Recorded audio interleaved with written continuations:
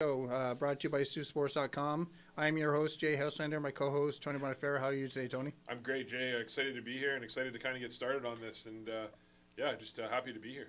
And we're every Wednesday, 7 p.m. Tonight we started at 7 p.m. Our first show. And first things first, we're going to do some updates about the past weekend going into the next weekend. And first thing we'll talk about is the U14s at Terry Chitteroni Hamilton Bulldog Classic. Come home undefeated.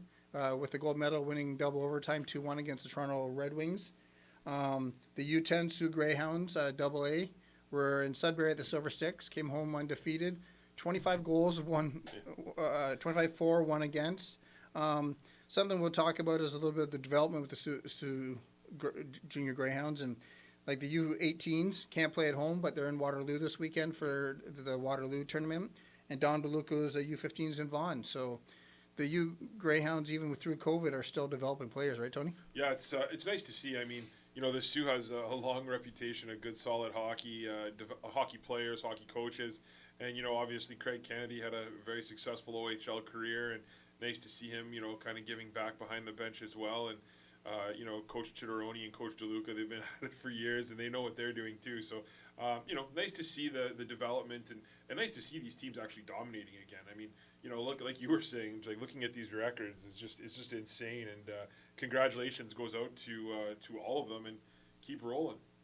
And that's exactly it. And last year we covered the red and white games for the U18 for Jamie Henderson, and we talk about development. And we're going to talk about the Greyhounds a little bit later. But this past weekend, Saginaw was in town. Cameron Baber as the captain from Sault Ste. Marie, and Caleb Mangoni and Cooper Foster with the 67s got called up from the Thunderbirds. So still a lot of development players that are moving on, right? Yeah, for sure. We watching that Sudbury or Saginaw game this week, couldn't help but bring a smile to my face watching Mangoni out there. I mean, that kid, we watched him a lot last year, and he just was the best player on the ice. And during those scrimmage games, and we had a chance to interview him a couple times, and we talked a lot about what's his next step, right? And almost like he sounded like he was kind of looking at going the NCAA route, but he always left that door open, right, with the U18 draft, and there's other ways to make this team. And sure enough, he got drafted. And what impressed me is not only is he dressing, but he has a pretty significant role on that team. I think he's like 6th or 7th in the team in points. He was on the power play. He's playing, which is nice, and great to see because he's a great kid, and just hopefully he keeps rolling. And the other thing too was Cam Baber out there, watching him out there, right? That was kind of neat. So and it's something, you're in the penalty box for a lot of the Greyhound games. Is Baber going to bite off his tongue?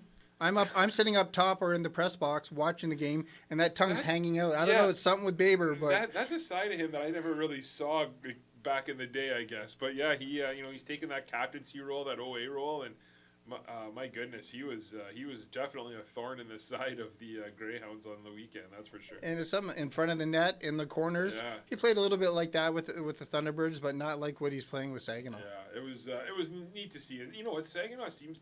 Don't know what it is about Saginaw, but Saginaw always seems to have someone from the Sioux, or someone who's been around. Look back, there's quite a few people I can think of. Porco, Thorburn back in the day. So, yeah, it's they always have a good Sioux connection there. So that's nice. And again, just down I-75, right? So absolutely. Now the border's open, mom and dad, Yep. Babers and the Mangonis can go down and watch the kids, right? Yep, absolutely.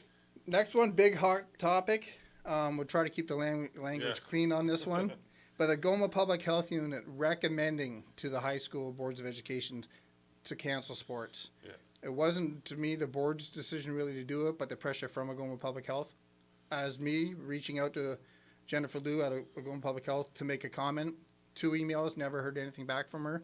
Yeah, Your thoughts on canceling, we're losing boys basketball, hockey, wrestling, badminton, girls volleyball, going to at least the new year. Your thoughts? I have quite a few thoughts. I just don't know where to start. So, I think this is the thing that bothers me. Is, listen, I'm not an anti-vaxxer. I'm double vaxxed. I think people should get vaccinated. But I also understand how dangerous COVID is and how dangerous it can be. So I do get that aspect of it. But I also wish that these people in charge would also think about the effects of not doing extracurriculars. And I'm not even talking about just sports. I'm talking about extracurricular activities in general. That's theater, that's every other club that there is out there that these schools have. What about the children's mental health? What about our high school students and these kids' mental health? What's more dangerous? Is COVID more dangerous?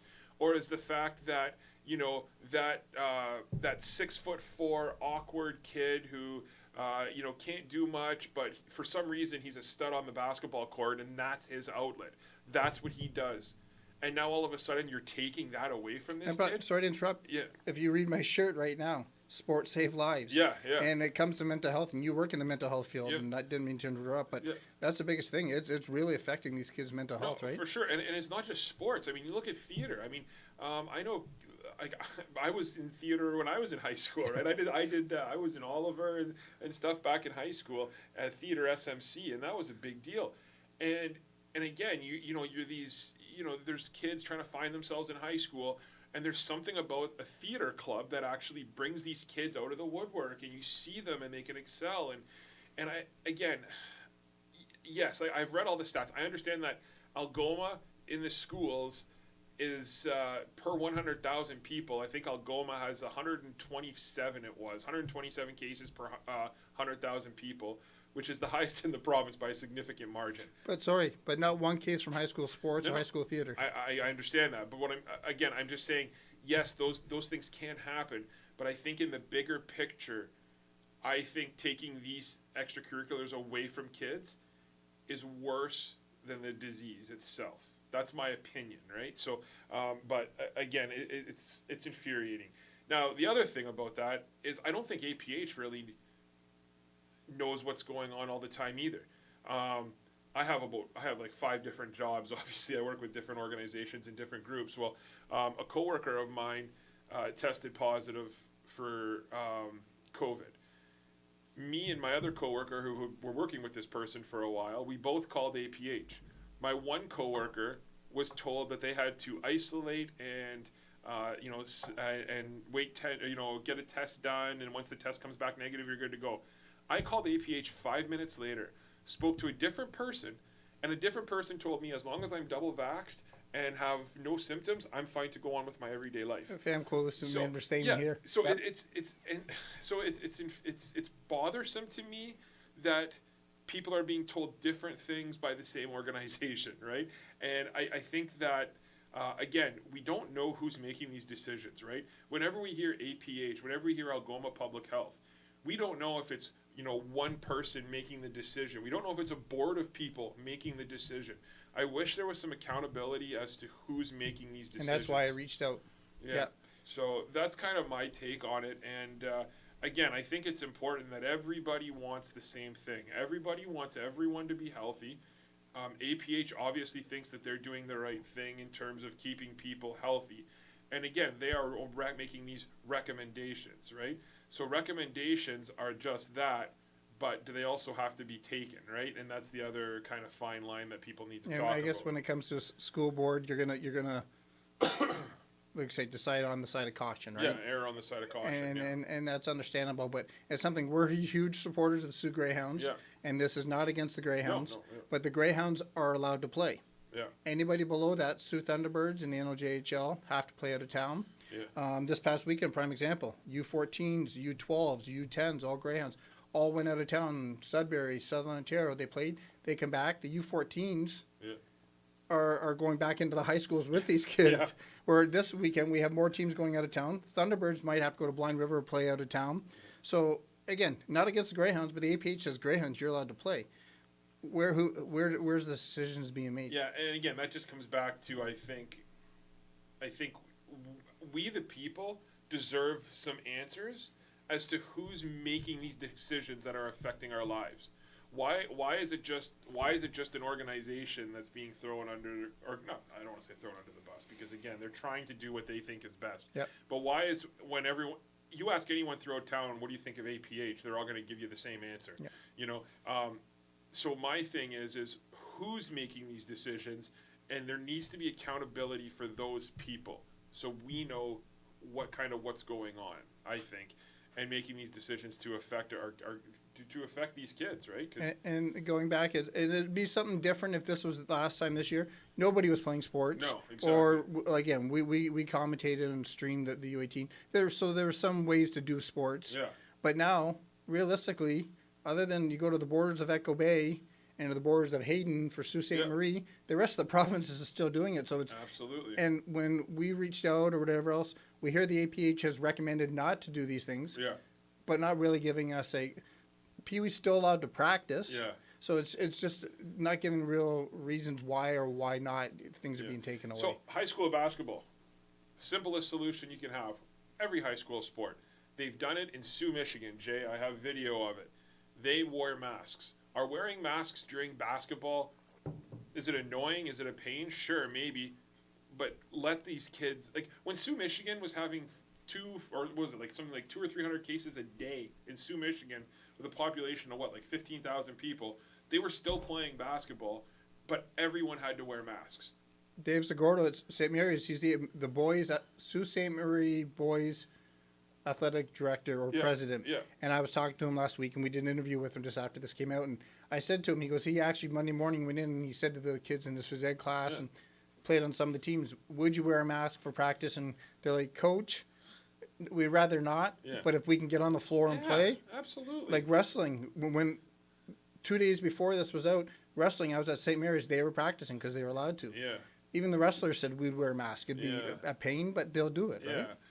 Again, I just think that these people need to think about the best interest of everybody, right? And I think that they're very short-sighted in what they're looking at in terms of how this is affecting our youth.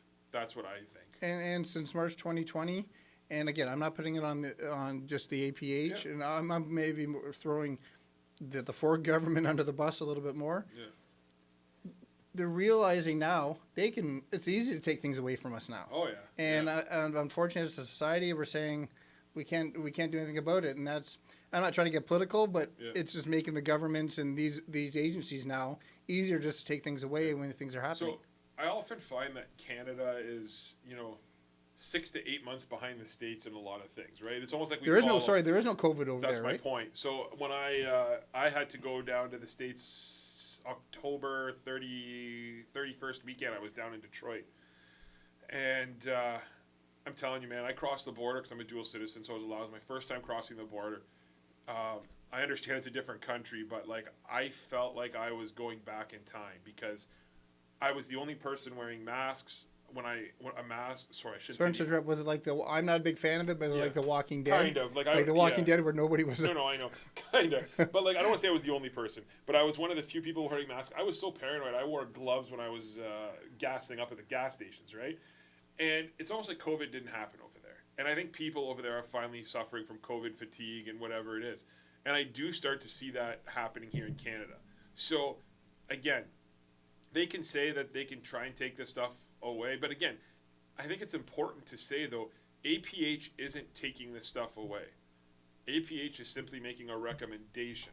So there's a difference, right? So it's not like this is all on APH. They're simply giving the recommendation, and the school boards are obviously following it, and other organizations are following it because for a variety of reasons, but they're kind of hands are tied. Our biggest thing is we just want to know why, right? That's yes, my thing. we can look at stats and say, numbers are up, this is why they're taking away. What's but to the me, logic? there's more logic behind it. Exactly. Absolutely. What's the thought process that leads to these decisions? That's what we should be entitled to know, and that's what we should have a right to know. Is what's the thought process that led to this, and why is this going to happen? And we're the only city. We're Sudbury and North Bay. Our numbers are almost the same. Oh, I know. And look what's happening to the bars and restaurant facilities here in town. I mean, it's insane. COVID isn't being spread at restaurants. COVID's being spread at schools, other places like that. So why is the restaurant industry being punished still? I just don't think that's fair. Hairdressers, we can get off hairdressers. Everywhere. Just on the to me, and I'm not trying to get political. To me now, it's an epidemic, not a pandemic. Yeah. But it's something. The sports again, because we're sitting here talking sports, is taking the biggest hit, right? Yeah, absolutely. It's just something that just people are these kids need an outlet. They can't sit in front of a TV screen all day or a computer screen or a phone. They need an outlet, and sports is one of the few outlets that kids have right now. I mean, what else are they going to do? Go back to the way football was at the starting of the year this year, and it's something you don't really want to see, and it benefited to sports. But let's eliminate the parents or the fans if that's going to help. Not that that's what the kids want, but if it gets them on the court, it's a step in the right direction. Right? Yeah. There's no reason why there can't be something that happens. So anyway, I don't want to beat a dead horse. No, here, again, we could be here forever. So like you say, I do think it's important that that's discussed, and you know what? Hopefully, keep sending her emails, keep reaching out to her, and hopefully someone at APH will, at least try and offer some sort of explanation. And by all means, they're always welcome on the show if they ever want to come and give their side of it. Would gladly or we have can do it remotely if absolutely. they want. And so we're just going to touch base a little bit about Algoma Thunderbirds and the Sault College, and then we'll get into the Greyhounds and that. Algoma Thunderbirds 4 commits this week. If I get the names wrong, pronunciation, we'll get them. But men's basketball, Jonah Germain, EJ Jacquette made the announcement on the road this past week in Quebec. Women's soccer, Michaela Towns with Neil Ovey. Women's curling, Taylor Longo. I think she is a local girl here in Sault Ste. Marie. And men's soccer, Christopher Gayton. So for Algoma Thunderbirds, they're starting to bring more kids in for 22, 23. So it's nice to see it there, where they haven't played any sports since starting December, and they're not allowed to play until January. So we were lucky there for Algoma. Sault College women's played Central Michigan this past weekend, won 7-1 and 3-1, and they're in Northern Michigan this weekend. And men's Lakers, another situation is they were supposed to play over here this weekend at the Rankin, the men's Sault College Cougars. Got to play Lake State. So it's just another factor on not being able to play, right? So it's a little frustrating. We were supposed to do stuff with the Cougars and streaming and that, but being over there and other situations why we can't do it. Yeah, the other thing too regarding that is it's exciting to see these recruits coming in. I mean, we all know about the men's basketball program and kind of what Coach Jacques has going on there and kind of what he's doing, and it's nice to see those recruits coming in. I don't think I'd be out of line in saying in the past Algoma was almost like a last chance place, right? Like it was like, oh, I want to play, CIS, I got to go to Algoma because I can't really go anywhere else. Whereas nowadays, I think people are saying, hey, I want to go to Algoma. Like this is where I want to go play for this guy. So I think that's a huge development, and congratulations. And we do a lot of streaming, like say Saultsports TV. We do it on OUA TV for Algoma and Sault College, but when it comes to their not just soccer and basketball, curling is a little bit different because they're at the curling club. But the soccer and basketball we stream, and I talk to those players all the time, and you sometimes are do some of the games, and I ask them why Algoma, and they say it's not against the programs. Is I can go for basketball, go to Carleton or Ottawa and be on the basketball team, but it's great to be wearing a ring the following year. But I never got to see the floor. We're here. Coach Jacquette's brought 2 players in from France. He's working. A lot of people don't know he's actually working with some of the programs over there. His players are helping kids in France learn English. Oh, that's cool. Basketball players. So hopefully, maybe 5-6 years from now, when they're of age to come to Algoma, him being a French speaking coach, it helps. Go to practice. I hear sometimes guys are talking in French, and coach will correct them because a lot of the guys might benefit on the court if you think about it. Yeah, that's actually genius. Exactly, unless you're playing Ottawa or Carleton, where some kids might be from that area. It could help with I'm telling you, man. I don't know how much longer he has on his contract, but if I'm the administration at Algoma, that's one contract I'm re-upping. Oh, exactly. Like ASAP, because you don't want to lose that guy. Because like I said, we've interviewed him a couple times and been beyond impressed. And he sees not just next year. He sees 3 or 4 years down the road, right? So next, the last thing about again, university and college today, it was announced Mike LaBelle, who's had over 20 years with the Sioux Black Sox organization, Oh, has been named. he's had more than that. I'd say he's had over 25, 30 20, years. at least. I maybe being generous. I don't want to say his I think age. you are, 'cause he was there when I was playing. So yeah. And that's something, and that's what I'll ask you. He's been named the head coach of the men's program. Yeah. Now, how much do you know about Mike? And like I say, you said you had played for him back then. So. Yeah, I know Mike. I know Mike pretty well. Mike coached, baseball for a number of years, and that's a great hire by Sault College. He's kind of mellowed out a little bit in his older age, which is nice. So, he's going to definitely bring enough experience. He knows the game. He's a great communicator, so he'll communicate with people. And he's very loyal. So he's loyal to the program. He will be loyal to his players. He's a good guy that way, and I just think it's a home run hire, especially for someone just to kind of get the program started and rolling. He's the guy to do it for sure. And something like I sat with Chris Walls here last week, who's probably going to be one of his right hand people when it comes to the bridge between Sault College and Sault Minor baseball and the Black Sox. And they said they're gonna play down at Strathclair. Yeah. They're going to be one of the only programs that are going to probably in the OCAA that can have night games because they're going to play under the lights. That's cool. Yeah. We're trying to work something out that we're going to be streaming all their games here. So it goes back to the hockey programs at Sault College. Or OUA to me is a little bit different when it comes to basketball. But when at the college level, the OCAA, it's giving kids 2 to 4 more years of sports, right? Yeah. When's their season going to be? Right now, with what I hear, and it's unofficial, it's a fall season. Oh, okay. September, October. Yeah. But because where we're located and what Sault College is doing with the ACHA and hockey, they're talking to programs in Michigan that they might be able to do maybe a 4-game weekend here and a 4-game weekends in Michigan. Yeah, that makes sense. The advantage is the OCAA, the closest baseball team I think is 8 hours away in the OCAA. Yeah. Where Chris Walls was telling me with Sault College and to play exhibition in the spring to prepare for the following fall, they have probably 40 schools in Michigan alone that they can touch base within 5 hours. Yeah. Wow. Okay. So that's huge when it comes to now. I don't know Mike really well, but you say in the back old days, was he the old type of picking up the home plate and throwing it like some of the major leaguers, or was he? Oh, he was. Yeah, we'll just say that. Yeah, he was a bit intense back in the day. So yeah. Yeah. And he wasn't shy to tell you what he thought back in the day. And I've got to know him this past summer, and it doesn't seem like he's like anything like that now. No, he's really mellowed out. So I think he's doing great, and he's got a pretty good life going right now. So it helps. But I think you might have to. I'm bringing Mike Hall and Tis Kovacs in the men's program hockey is a little bit of that of.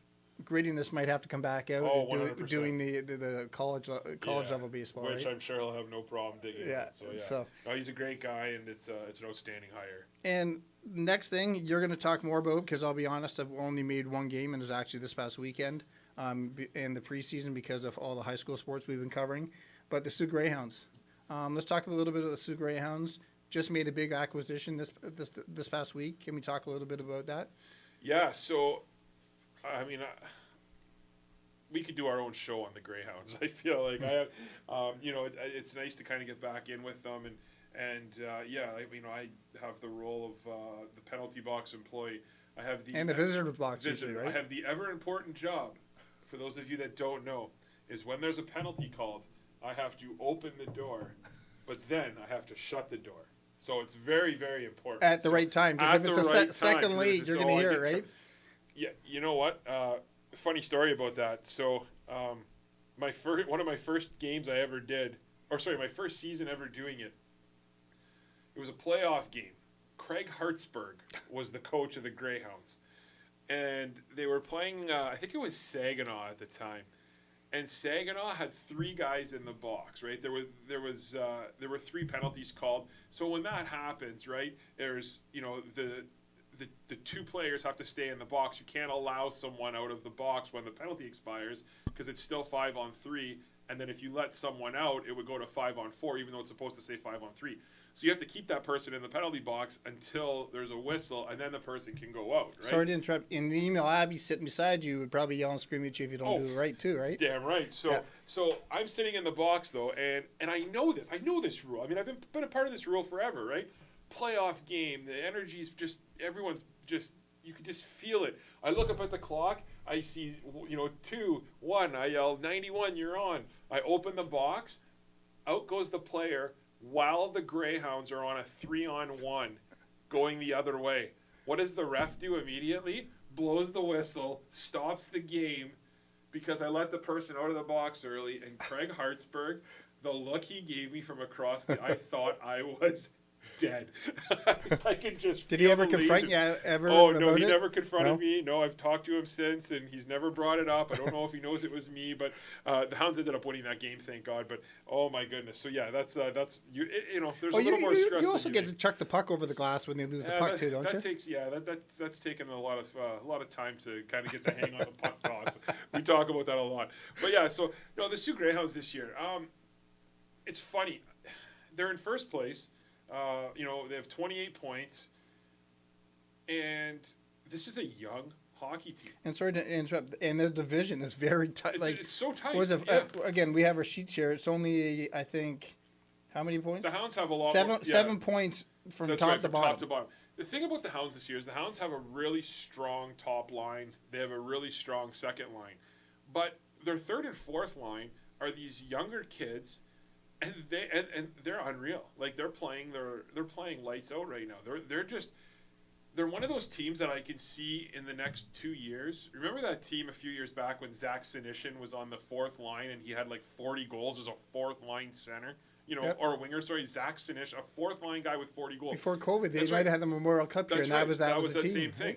I see this team kind of developing. I mean, you're looking at some of these young guys like. Savard, Boudreau, Kluche, Mignosa. There's just so many of them. And so you got Andrew Gibson, who's a defenseman with the Sioux Thunderbirds. We talked about. You got Gibson, who I was talking actually to a couple OHL scouts because one told me this, so I kind of went to a couple other people and asked them, and they said that if he was playing, he said that Gibson. The only reason Gibson's not in the OHL is because he's on the Greyhounds. They said if he was on any other team in the league, with the exception of maybe London, he would be in the OHL. But it's the Greyhounds' depth on the blue line right now. It's the Greyhounds' depth. That's the point. Their depth is unbelievable. And there's a couple players I wanted to kind of talk about quickly about the Greyhounds. One guy that's fans seem to love him or hate him is Kalisti, right? Robert Kalisti. And the thing about Kalisti is he is probably my favorite player to watch on the team. I love his game. I love the offense. I love how he brings a whole nother element to the game. Does he get caught sometimes? Absolutely he does. But he works his tail off to come back. And right? he'll muck it up too. And he'll muck it up. I love his game. And the thing about O'Rourke, I've heard some criticism about O'Rourke, and I don't really understand where it's coming from. And I can see why Hockey Canada wants him so bad. Because Ryan O'Rourke, I know this is terrible math, but on those, they call it those 50-50 pucks. On those 50-50 pucks, O'Rourke gets them 95% of the time. He wins puck battles that he has no business winning. That is what he does so well, and that's exactly why I think Team Canada wants him. This Greyhound team is fun to watch. I mean, obviously the pickup of Tucker Tynum, obviously goaltending has been a concern with this team all year. When we training camp, we talked to a couple of the scouts during training camp. Yeah. And that when you're bringing in two 17-year-olds to try to be to back up a young team, it's hard, right? No, for sure. But the thing about Ivanov, which I love, is Ivanov has improved dramatically. I think he's a vet. I would think he was a veteran if I didn't know. You watched him early on, and it's kind of funny because sitting in the penalty box, you get to talk to the other players, and the other players will. They all get scouting reports on goaltenders, right? They all get scouting reports on goalies before the games and where to shoot and all this, right? And every so often they'll tell you, they'll be like, hey, what's going on with Ivanov? How's this? And we obviously don't tell them anything because we can't. But they would always say that the scouting report would always say that if you move the puck back and forth, he gets lost in his net a lot. So move the puck, have lots of puck movement because he would get lost in his net, and you would see that a lot. I'm telling you, Jay, over the last month, I know he's been working on that all season because I would go to the gardens and he'd be the only guy on the ice with the coach and they'd be working on this. And but over the last month, my goodness, his placement in net has been unbelievable. He's played really well. I really liked his game, and I hope that this pickup of Tynum, I hope it doesn't kind of bring him down at all. I think that this is an unbelievable opportunity. And Tynum, for speaking about him, he played on Niagara. Struggling this year, not a great year. Guy had a 900 save percentage playing for a team like Niagara this year. But coming back off that injury because exactly. The only the other advantage is, and like Peter Ricci wrote about it and everything else is, I don't want to say the advantage from the injury, but the advantage that we've been really bashing the pandemic. Yeah.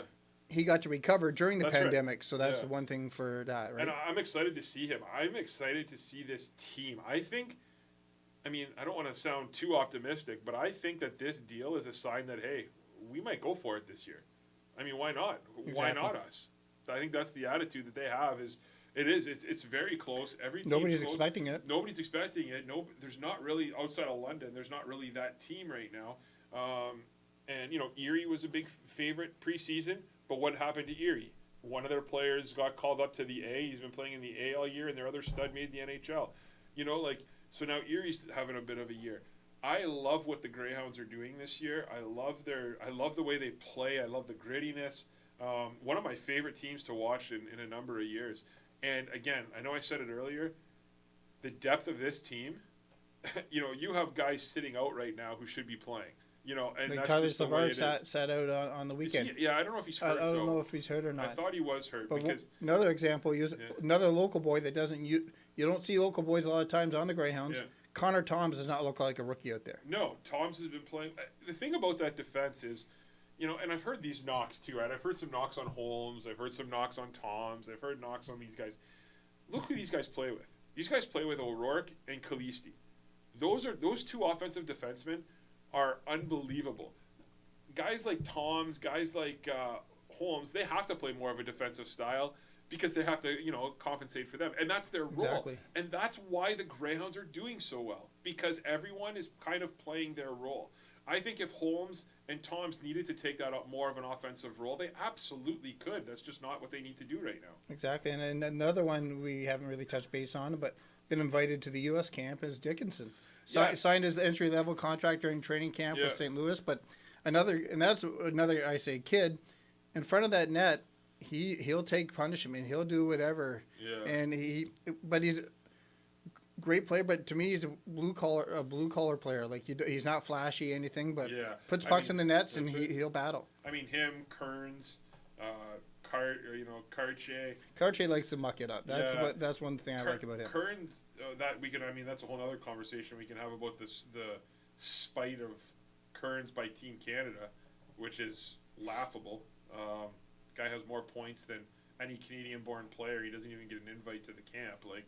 Anyway, we can get there. I think that's going back to me. That's politics a lot of times, right? Yeah, but I just think that this team, they're exciting to watch, and I think a whole other topic though that needs to be had is right now there's a max on how many people can go to the games. Right, they can only sell. I think it's 2,000. Actually, it's 2,740. No, 2,776 is the max, and they are selling that. But even when they weren't, that place was only half full. Yep.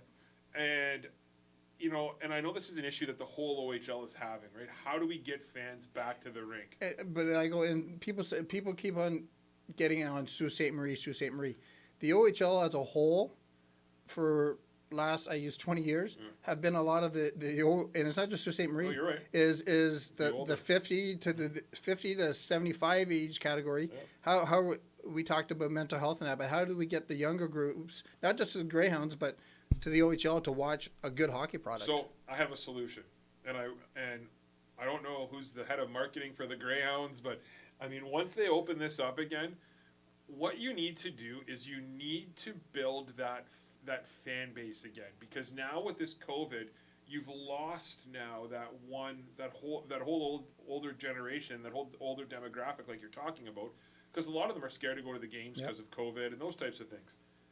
So the Greyhounds need to usher in a new era of passionate fans. Tickets to go to a game right now, I understand that they're really expensive. I think they're like over $20 a ticket now or something, right? So if you want to take a family to a game, you're paying $100. Like I think they're more than 20. I think they're like $25 or $26 for a game. You know, you're paying $150 just to go to a game. That's not including drinks, snacks, nothing like that. That's a lot. That's a lot of money for a family to put out. They need to go back and they need to charge $10 ticket day, or they need to have a cheap ticket day. Do you remember when? And I don't think they do it anymore, but right now with COVID it's a little different. But when all this goes and we're back to normal or whatever normal is going to be, is the last half hour or 45 minutes before a game, you could walk up and, like you say, get the cheaper tickets. The cheaper tickets. But they need to do that because they need to generate this young fan base to replace those fans. Then, have that for a couple of years or have that for a year. Get people hooked onto the product again because you have an amazing product right now on the ice. And, get people hooked on that, then start raising your prices back up or start getting back to normal. But right now, if you're a casual fan and you're sitting there and you're saying, am I going to spend, even if just you and the wife want to go out, do you want to spend $120 to go out, or would you rather watch it on the couch? People are going to say they'd rather watch it at home on the couch. And that's exactly it. And I go back at something.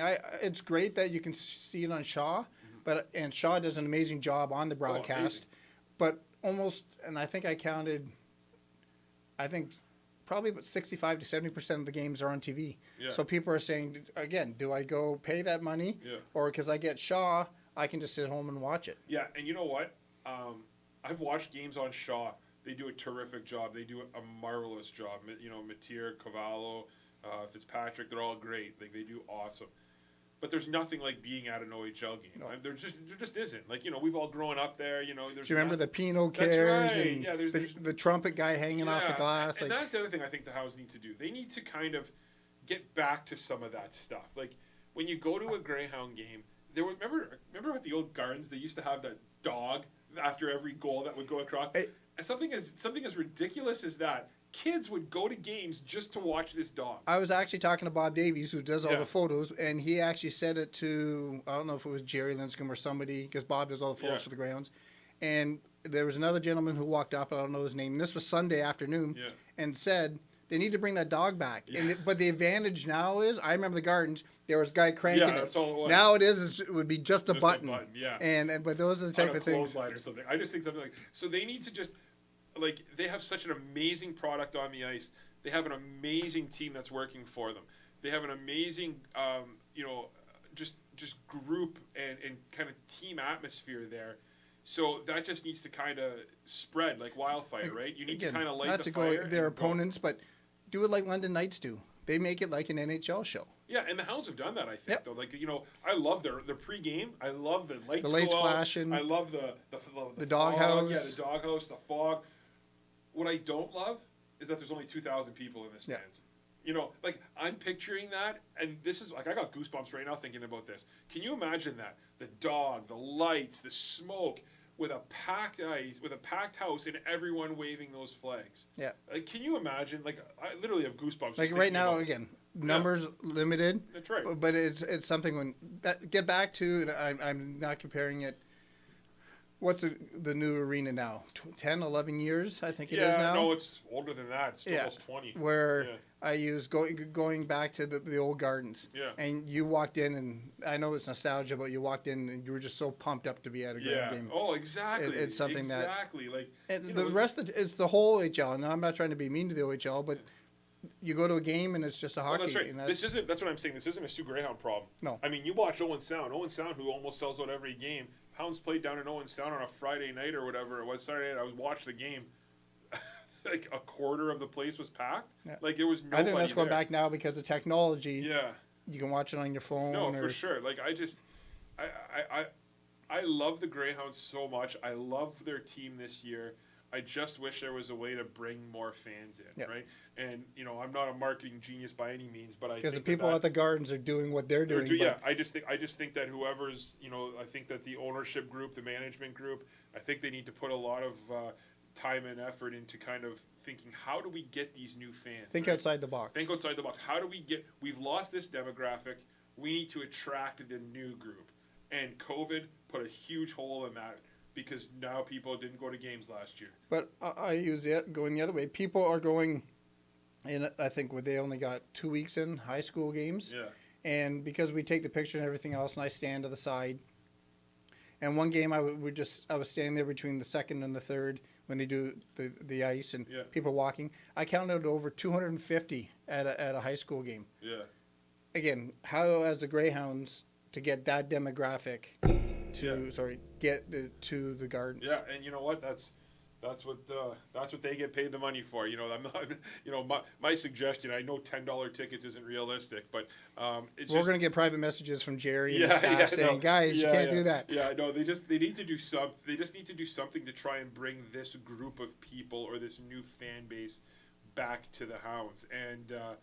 And listen, I understand how expensive it is to run this program and run this team. It's more expensive than any other team in the OHL to run the Greyhounds. Their costs are there, and I get that. You need to offset them somehow. However, I guess the argument would be, would you rather have, once things open up and everything's open again, would you rather have 2,500 people who pay $25 a ticket, or would you rather have 4,500 people and charge $15 a ticket? There's just I think that there's different ways to kind of do it, but again, that's why they get paid and to do that kind of stuff. We're sitting here talking about it. We're sitting here talking about it, exactly. And it's something, again, the show here is more about local sports, but tying into the Greyhounds, we do have to give a shout out to Boris Tkachuk and Taylor Radish. Yeah. Same week, first NHL goals. Yeah, good for them. I mean, two guys who were friends, long before their OHL career. I still have a picture on my phone of before Taylor Radish was traded to the Greyhounds, because if you remember, he got traded the day after the World Junior Tournament. Yep. When they won the gold.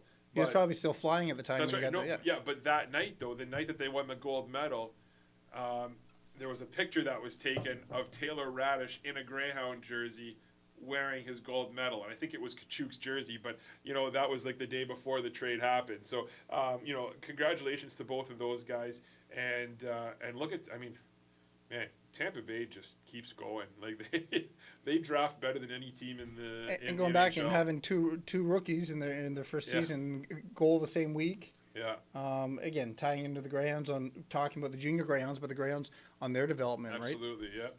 Yeah. No, but that's. I could talk about the Greyhounds all day. Like I said, I think we need to do a weekly show just on the Greyhounds because with how well they're playing and with the excitement around that organization right now, like. Being in the press room and being around and just being around this team, it's just, it's invigorating. Like, guys will come to the box and they'll be like, holy geez. Like, I've had guys tell me that they can't take a break here against the Hounds because it's just go, all four lines. And I'm loving this team and I'm not trying to pump their horses or pump them up too much, but I just want people to watch this team. If you're a hockey fan, we have one of the best teams in Canada playing just down the road. Exactly. Go see these guys. Like it is fun hockey. And that's where, again, the 2,700. Mm-hmm. But it's something, even during these times of this season, to do, like, again, I don't know how we can do it, but I go the other way. Is the cinema's open. Yeah. Why not? And we're allowed to go sit in the cinema. Yeah. Have watch parties or do something and that's not the Greyhounds. But just to pump up OHL hockey. I'll tell you what, Chuck's Roadhouse up on, Chuck's here in the Sioux, they have everything, not to give them any free promotion or anything. But NHL and Greyhound games, isn't it? No, but Greyhound games, it's like $4 beer. And I didn't even know that they had games on there. But the Hounds played a few Thursdays ago on the road. And I went out with my bowling because I bowl on Thursday nights. So we went out for a beer at Chuck's after the game. And there was 25, 30 people up there just watching the Hound game. So there are people that are invested and like get out and support. And that's where 2776 or 67 you said that are allowed. That's right. And going in there, we were there Sunday because being media and you're doing the box. And I was talking to Bob Davies before he went down and shoot all the photos, and like Bob was saying, it looks so empty, and it's not on the Greyhounds. No. It's on the restrictions of the province right now. Yeah. But it doesn't have the hockey atmosphere, and I know right now they can't do a lot for that. Yeah. But the players, like Bob says, the players are excited. They're loving what's happening because Bob gets to hear what's happening between the two benches. Greyhound, to me, as long as Tim Lakenda and Mary Lynn Lakenda are around, the Greyhounds aren't going anywhere into St. Marie. Yeah, I agree. And they just, to your point, the players have that electricity. The fans that are there have that electricity. We just need a few more. That's all it is. Yeah. And that goes. We'll go back the other way with the Sault Thunderbirds. Yeah. The Sault Thunderbirds are starting to, and maybe because I use going, and a lot of the parents are 2 or 3 years younger than me and a couple years older than you. Mm-hmm. They're all going to the games. The grandparents are going to the games. Yeah. The Thunderbird numbers are coming up. Yeah. So it's something. I just hopefully it trickles all the way through, right? Yeah, I know for sure. So yeah, like I said, we could talk about this one all day, but that's it for the Greyhounds, and obviously their games this weekend in Sudbury have been canceled. Only North Bay postponed. So that's 3 now that they have to make up. That is, but the advantage is it's only 3.5 hours down the road. And not only that though, kind of helps the Hounds if you think about it. Because who's gone now? Dickinson, O'Rourke. They're gone to training. They're going to be gone to those camps. I don't know if they would have.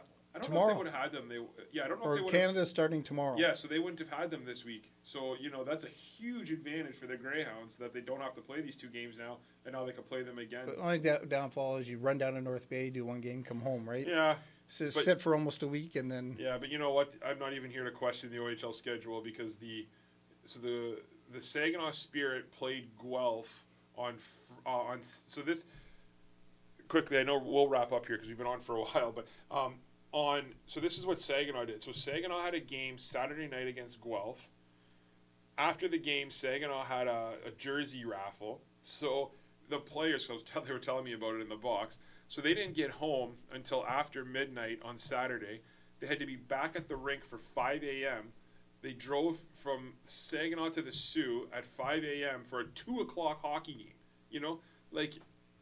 It's just, and you wonder why they, got blown out of the water, right? Like, I go back the other way in defense of Saginaw. They're playing, right? Yeah, and again, it's not against the kids, but the schedule right now is. And I don't think it's Saginaw's fault either. I just think it's just the way the scheduling is. Yeah. And you're right. Yes, they're playing, and that's important, but it's not easy on these kids. So 1 quick trip down to North Bay and back for the Hounds. I mean, hey, you know what? Put all your eggs in that basket. And again, I have to look at my sheets here, and then they don't play. They play Thursday, Friday. And then they're off till January, so that's actually a earlier to me finish than most years. So. Yeah, and you know what? You don't know if that's necessarily good or bad either, right? Like these guys are only going to have 1 game over the next month, it seems, or close to. Kids get to go home, or a couple games. You're right. So it's kids get to go home, but you're on a pretty good swing right now. If you're the Hounds, you're pretty happy where you are. Exactly. Do you really want to kill this momentum, right? Because after Christmas is almost like a brand new season. And right? usually I know because talking to Jerry, and this comes so often is usually their last trips. The mom and dads from Southern Ontario pick up. That's right. The kids Christmas and they go party and... At the 17th. That's still a week away from Christmas. Yeah. And again, we haven't talked to them, and maybe I'll find out. Maybe they come back for a few days because again. Yeah. They're gelling so well. You That's don't want right. them to go home for almost a week and a half, 2 weeks. Yeah, that's true. Being on the ice. Yeah. Last thing is, I know we're really promoting this as a local sport, high school, youth, and collegiate sports. But I have to give you 2 minutes of your platform for your Detroit Lions. Oh, jeez. Okay. So, yes, they finally won a game, which is awesome. And you know what? Actually, you know what I do want to I'll mention about that is a couple funny things. So, not funny things. Sorry, I'm going to end it on a more somber note. So, we often talk about. Sorry, I know you're somber. Just so that we have a lot of people in Sault Ste. Marie that do have Detroit Lions tickets. Oh yeah, so, for sure. So there is a lot of fans tied to this. And right? I am probably going to a game now that they won a game, but the only game they're going to win. But so. The Oxford shooting that happened down obviously in Michigan, right? Yep. And some players, I think there was 5 people were killed or 4 people were killed in that. One of the players that was killed was a gentleman by the name of Tate Meyer, right? football player, had hopes to go play, at a scholarship somewhere in a couple of years, but heck of a player. And the story is, allegedly, he actually rushed the shooter and allowed his classmates to escape, and he was actually shot and killed in the process. So the Michigan game, before the Big Ten championship game, they had a chance to kind of honor his family, right? And so his family was on the field. They did a big thing for Tate. It was awesome. Michigan wore number 42 on their arms or on their jerseys or somewhere, in honor of him. Well, at the end of the game, Michigan ends up scoring 42 points. And for the first time in, I forget how long it was, but it was the first time they scored 42 points in forever, and 42 was Tate's football number. Not only that, if you look at the Lions game, when the Lions ended up winning the game, the Lions won the game on the last play of the game. They snapped the ball with, I think it was 2 seconds left, and it was 4th and 2.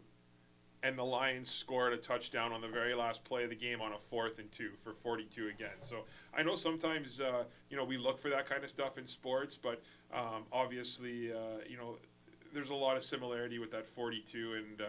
And no matter what you believe, obviously, Tate was with those Michigan teams, and they definitely needed it.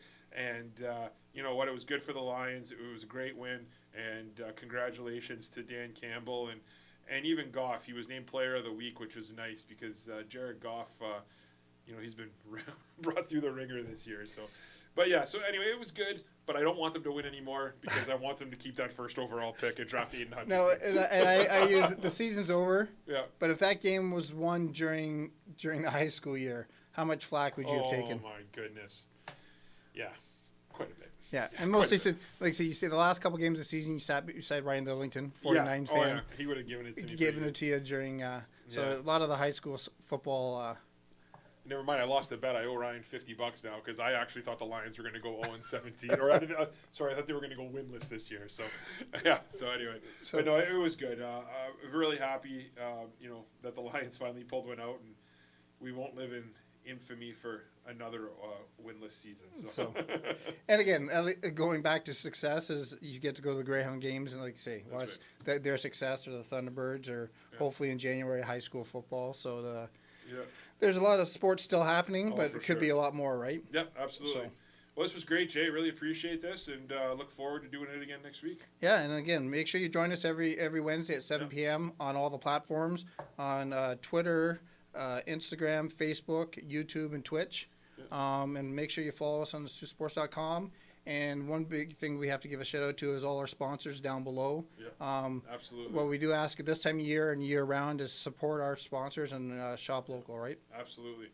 Yep, support those who support us, and a special thank you to them because they also are responsible for bringing you guys high school sports, and that's important. So thank you very much. Well, thank you, and everybody enjoy your week.